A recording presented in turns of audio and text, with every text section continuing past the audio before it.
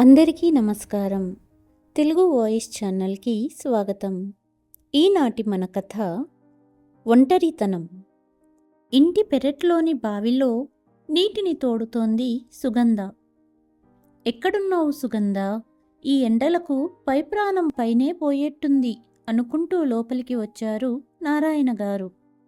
అమ్మ పెరట్లో ఉంది నాన్న అంటూ గ్లాసుడు నీళ్లు తెచ్చి తండ్రికి ఇచ్చింది లలిత.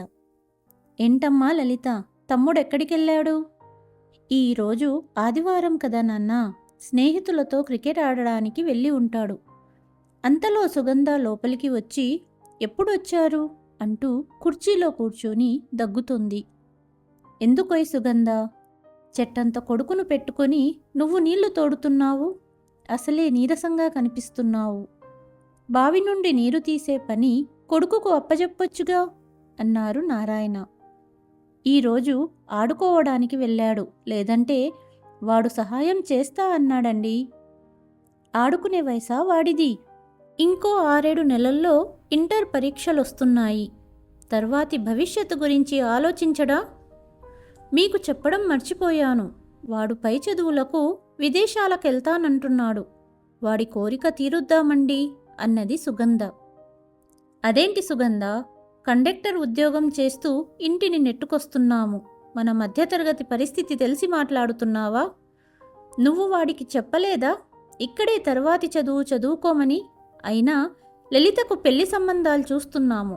ఇప్పుడు వీడి చదువుకు అంత డబ్బు ఎక్కడి నుంచి తీసుకురాగలను అంటుండగానే ఇంటి బయటి నుండి తండ్రి మాటలు విన్న కొడుకు సునీల్ లోపలికి వచ్చాడు.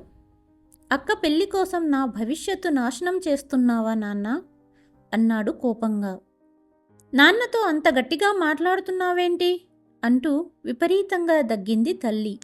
కొడుకు కూతురు భర్త వెంటనే సుగంధ వద్ద చేరుకుని, చాలా రోజుల నుండి దగ్గుతున్నావు, ఈరోజు సాయంత్రమే ఆసుపత్రికి వెళ్దాం అంటూ సాయంకాలానికి భార్యను ఆసుపత్రికి తీసుకెళ్లాడు నారాయణ. దాదాపు 1 రోజుల నుండి దగ్గు వస్తూనే ఉందని, చాలా నీరసంగా ఉంటుందని డాక్టర్తో చెప్పారు నారాయణ. సుగంధను చూస్తూనే పరిస్థితి అర్థం చేసుకున్న డాక్టర్ గారు కొన్ని పరీక్షలు అర్జెంటుగా చెయ్యాలి అంటూ రాసిచ్చారు. పరీక్షలన్నీ చేయించి భార్యను ఇంటికి తీసుకువచ్చాడు భర్త. రిపోర్ట్స్ 2-3 రోజుల్లో వస్తాయని తెలిసింది. నీరసంగా ఉన్న భార్యను జాగ్రత్తగా చూసుకునేవారు నారాయణ.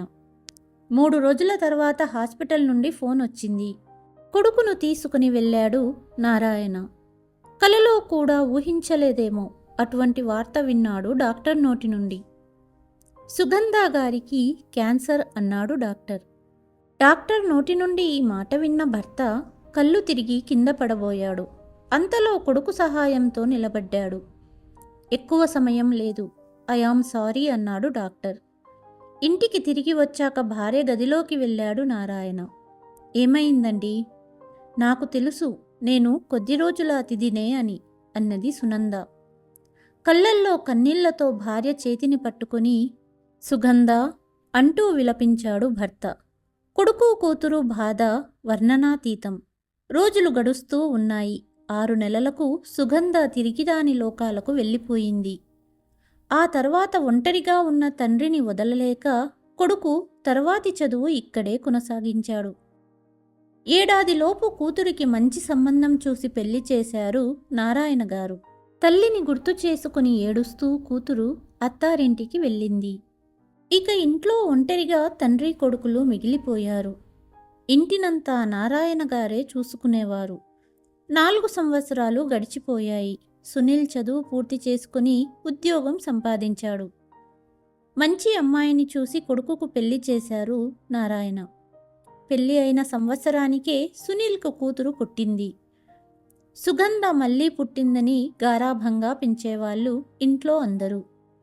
ఉద్యోగం నుండి రిటైర్ అయ్యారు నారాయణ గారు. మనవరాలితో ఎక్కువ సమయాన్ని గడిపేవారు. ఒకరోజు ఆఫీస్ నుంచి వచ్చిన కొడుకు, శుభవార్త నాన్న, నాకు ప్రమోషన్ వచ్చింది. కంపెనీ తరపున నేను 4 సంవత్సరాలు అమెరికా వెళ్ళాలి. ఆఫీస్ నుంచి వచ్చి తండ్రి పాదాలకు నమస్కరిస్తూ చెప్పాడు కొడుకు. కొడుకు మాట విని సత్యనారాయణ గారు చాలా సంతోషంగా హాల్లో తన భార్య ఫోటో దగ్గరగా వెళ్ళి, సుగంధ, ఎప్పుడూ కొడుకును ఉన్నత స్థాయిలో చూడాలనుకునేదానివి. ఈ రోజును చూడడానికి నువ్వు మా మధ్య లేవు అంటూ గతంలో భార్యతో జరిపిన సంభాషణ గుర్తు చేసుకున్నారు. సుగంధ, పెళ్ళి అయినప్పటి నుంచి కుటుంబ బాధ్యతలతోనే జీవితాన్ని గడిపావు. నీకు నేను ఎటువంటి సుఖ సంతోషాలను ఇవ్వలేదు. కానీ ఒక్కటి మాత్రం ఖచ్చితంగా చెప్పగలను. మన కొడుకు పెద్దవాడై నిన్ను అమెరికా తీసుకెళ్తాడు. ఏంటండి, నన్ను మాత్రమేనా, మిమ్మల్ని తీసుకెళ్లడా అంటూ ఇద్దరూ నవ్వుకున్న రోజును గుర్తు చేసుకున్నారు. నువ్వు కొడుకును ఉన్నత స్థాయిలో చూడాలనుకున్న కల ఈరోజు నెరవేరబోతుంది. కొడుకు అమెరికాలో జాబ్ చేయడానికి వెళ్తున్నాడు అంటూ ఇక ఏమీ మాట్లాడలేకపోయారు.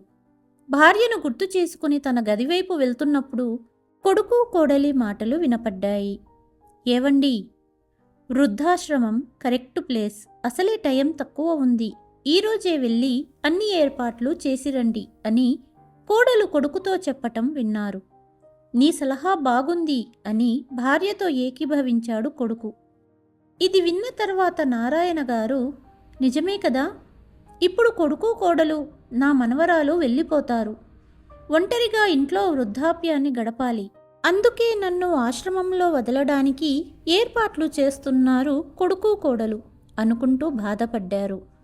కాసేపటికి తనలో తాను సంధాయించుకుంటూ ఎలాగోలా తన గదిలోకి వెళ్ళి మంచం మీద కూర్చున్నారు.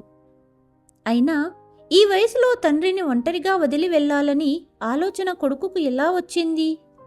కోడలు నన్ను ఆశ్రమంలో వదిలి రమ్మని ఎలా అనగలిగింది అని ఆలోచిస్తూ రాత్రంతా నిద్ర పట్టలేదు నారాయణ గారికి. కానీ కొడుకు సునీల్, కోడలు ఆశ అమెరికా వెళ్ళే ఆలోచనలతో సంతోషంగా ఉన్నారు. ఇక ఒంటరి జీవితం తప్పనిసరి. అందుకే నారాయణ గారు కూడా మనసులో ఏం చెయ్యాలో నిర్ణయించుకున్నారు. వృద్ధాశ్రమం నేను వెళ్ళను. చచ్చేదాకా ఒంటరిగా అయినా ఈ ఇంట్లోనే భార్య జ్ఞాపకాలతో ఉంటాను. అంతేకాని ఇంటి నుంచి అస్సలు వెళ్ళను అనుకున్నారు. 2 రోజులు గడిచాయి. మరుసటి రోజు ఉదయం నుంచి ఇంట్లో హడావుడి మొదలయ్యింది. సామానులు కారులో సర్దుతున్నారు. నారాయణ గారు ఒక పక్కగా కూర్చుని మౌనంగా అంతా గమనిస్తున్నారు. మనసంతా చాలా బాధగా ఉంది. డబ్బులకు కష్టంగా ఉన్న రోజుల్లో కూడా పిల్లలకు ఎటువంటి ఇబ్బంది లేకుండా చూసుకున్నాము. చిన్ననాటి నుండి కొడుకుకు పేదరికం తెలియకూడదని కావలసినవన్నీ కొనిచ్చాను. కానీ ఇప్పుడు నేను వాడికి బరువయ్యాను. నన్ను వృద్ధాశ్రమం పంపటానికి తయారీ జరుగుతుంది అనుకున్నారు. కానీ కొడుకుతో ఏమీ అనకుండా కొడుకు కోడలు చేస్తున్న హడావుడి చూస్తున్నారు. కొడుకు నోటి నుండి ఏమంటాడో వినడానికి వేచి చూస్తున్నారు నారాయణ గారు. సునీల్ దగ్గరగా వచ్చి, నాన్నా, వెళ్దాం పదండి అన్నాడు. కానీ ఎక్కడికి అడిగాడు తండ్రి. మీరు నాతో పాటు రండి అని కారులో కూర్చోమన్నాడు. భారమైన మనసుతో కారులో కూర్చున్న తండ్రితో బయలుదేరాడు కొడుకు. సరాసరి కారు వృద్ధాశ్రమం దగ్గర నిలబడింది. మనసంతా బాధతో నిండిపోయి నోటి నుండి మాట రావట్లేదు నారాయణ గారికి. తండ్రికి ఇంకొక షాక్ ఏంటంటే గేటు దగ్గర కూతురు నిలబడి ఉంది. అంటే నా కూతురు కూడా వీళ్లతో కలిసిపోయిందా? తండ్రిపైన ఎటువంటి ప్రేమ లేని పిల్లలను చూస్తుంటే నారాయణ గారి మనసు విరిగిపోయింది. తనను తాను సంధాయించుకుంటూ లోపలికి వెళ్తుంటే పక్కన కొడుకు నవ్వుతున్నాడు. లోపలికి వెళ్ళిన నారాయణ గారికి, పుట్టినరోజు శుభాకాంక్షలు నారాయణ గారు అని అందరూ చప్పట్లతో హాలంతా సందడి చేశారు. అందరి పుట్టినరోజులను ఒక పండగలా చేసేవారు మా నాన్న.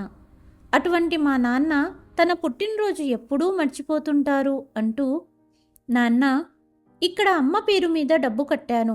ప్రతి సంవత్సరం అమ్మ వర్ధంతి నాడు అమ్మ పేరు మీద అందరికీ భోజనాలు పెడతారు అని తండ్రితో చెప్పి, కొద్ది రోజుల్లో నాన్నను తీసుకొని అమెరికా వెళ్తున్నాను. మళ్ళీ తిరిగి ఎప్పుడు వస్తానో తెలియదు. అందుకే ఈ పుట్టినరోజు గుర్తుండిపోయేలా జరపాలనుకున్నాను. నువ్వంటే మాకు చాలా ఇష్టం నాన్న. నువ్వు మా కోసం చాలా చేశావు. ఇక మా వంతు అంటూనే కొడుకు కూతురు తండ్రి పాదాలకు నమస్కరించారు. ఎంత మూర్ఖుడిని నేను! నా పిల్లలను నేనే అర్థం చేసుకోలేకపోయాను అనుకుంటూ ఇలాంటి పిల్లలు ఇచ్చిన భగవంతుడికి ధన్యవాదాలు తెలుపుకుని సంతోషంగా ప్రయాణం చేశారు నారాయణ గారు. వృద్ధాప్యంలో ఒంటరిగా కాలాన్ని గడపడం అనేది నరకంతో సమానం. కాబట్టి ఒంటరి తల్లి తండ్రిని విడవకండి. ఈ కథ కనుక మీకు నచ్చితే please like, share and subscribe to Telugu voice. మరుసటి కథతో మళ్ళీ మీ ముందుకు వస్తాను. అంతవరకు సెలవు.